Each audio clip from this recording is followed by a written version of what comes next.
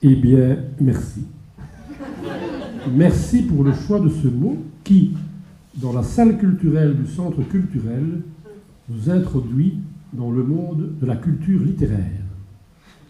En effet, Sinoton est un mot de 8 lettres, à ne pas confondre avec le mulliérisme qui en compte 10. Et justement, le mulliérisme est un mouvement artistique poétique de la fin du XIXe siècle. Il se situe entre le symbolisme de Mallarmé et le surréalisme de Louis Aragon. Dans ce mouvement poétique, la femme n'est plus seulement la muse du poète, mais tend à devenir l'avenir de l'homme. Un de ses représentants, Didier Préginard, est quelqu'un de chez nous. En effet, il est né ici à Touilly, à Ossogne, à la ferme du Jardinet, au bout de la rue de la Victoire. Il est hélas décédé accidentellement ici à Touilly aussi, derrière les dépendances de la ferme Laduron, située, elle, au début de la rue de la Victoire. Alors que Didier pêchait la truite dans la Biennale.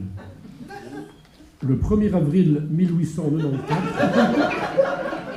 un mercredi, on l'a retrouvé noyé dans la rivière suite à une chute malencontreuse. Il n'avait alors pas encore pris la première des 4 truites que le pêcheur est autorisé à sortir de la rivière par jour. Il n'avait que 23 ans. Son jeune âge explique sans doute qu'on ne connaisse de lui qu'un seul recueil de ses textes. Il l'avait intitulé « Sans toi, ma mie, ma vie serait comme un pain sans levure ».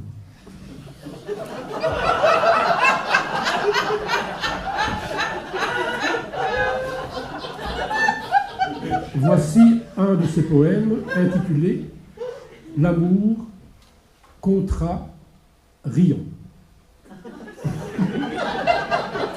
Ce poème a été mis en musique et interprété au début des années 50 par Jean Ferrat ou Léo Ferré, je ne sais plus, car je n'ai pas retrouvé l'enregistrement. Voici donc l'amour contrariant. Il cherchait la lumière, elle lui donne la couleur. Il cherchait la raison, elle lui donne le goût. Il cherchait le sens, elle lui donne l'élan. Il avait soif d'infini. Elle présente sa bouche à ses lèvres. Il rêvait d'une île.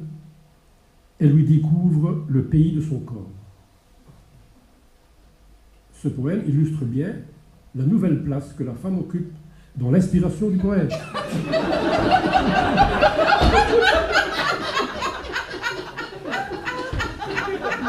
C'est tout à fait caractéristique du mulliérisme, ce mouvement artistique poétique de la fin du XIXe siècle, qui compte donc 10 lettres, à ne pas confondre avec le Sinoton qui n'en compte que 8. Merci Pierre.